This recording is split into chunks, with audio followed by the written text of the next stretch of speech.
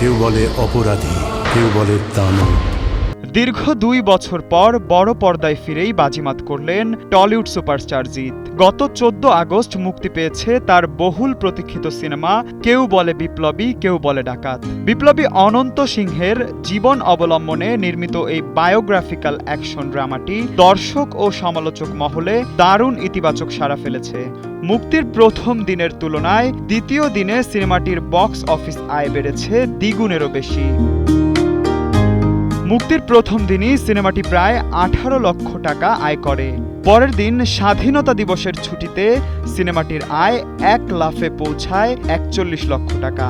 মাত্র 2 দিনে সিনেমাটি মোট আয় দাঁড়িয়েছে 59 লক্ষ টাকা।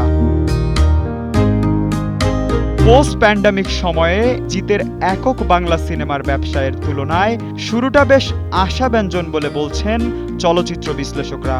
এখন সবার নজর তৃতীয় দিনের আয়ের দিকে।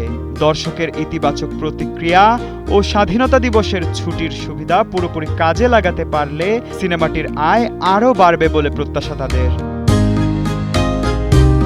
পরিচালক পথিকৃত বসুর নতুন চলচ্চিত্রে ভিন্ন লুকে হাজির হয়ে দর্শকদের তাক লাগিয়ে দিয়েছেন টলিউড সুপারস্টার জিৎ। ছবিতে তার বৈচিত্র্যময় অ্যাকশন ইতিমধ্যে দারুণ সাড়া ফেলেছে।